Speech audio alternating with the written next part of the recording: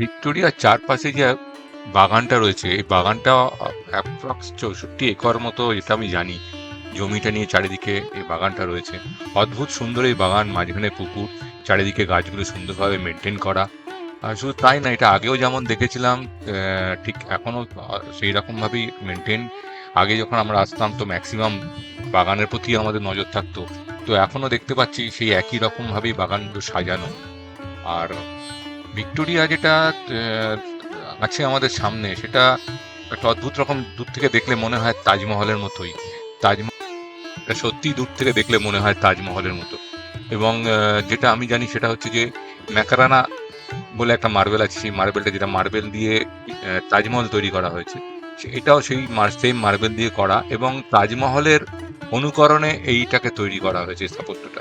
অদ্ভুত একটা স্থাপত্য, সত্যি অনেক দিন ধরে পুরনো, কলকাতার মধ্যে এরকম একটা রয়েছে, যেটা কিনা আমরা রেগুলার বেসিসে আসতে পারি, দেখতে পারি, এবং ভালো লাগে দেখতে। ভিক্টোরিয়ার ঠিক বাইরে থেকে উপরে দেখলে ওর যে সেন্ট্রাল গম্বুজটা আছে, তার মাথার উপরে একটা মূর্তি আছে, সেটাকে বলা হয় Angel of victory.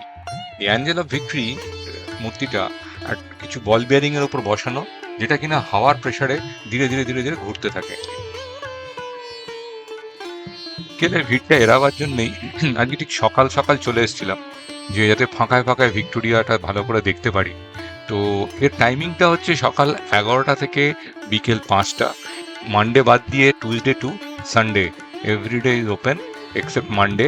R ticket আমাদের জন্য 20 টাকা, আর ফরেনারদের জন্য 200 টাকা। ভিক্টোরিয়ার ভেতরে একটা মিউজিয়ামও আছে, সেই মিউজিয়ামটাও খুব সুন্দর, এবং মিউজিয়ামটা অনেকদিন ধরেই মেনটেন করা হয়। তো চলুন ঘুরে দেখি ভিক্টোরিয়া এবং ভিক্টোরিয়ার ভেতরের মিউজিয়ামটা।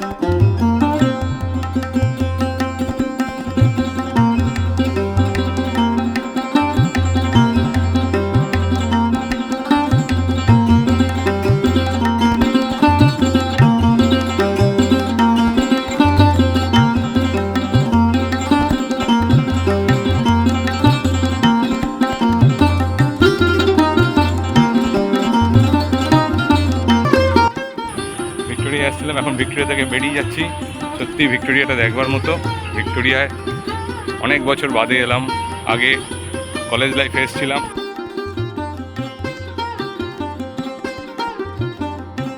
ভিক্টোরিয়া আসা, ভিক্টোরিয়াটা দেখা, নিজেও দেখলাম, আপনাদেরকেও দেখালাম। ধন্যবাদ।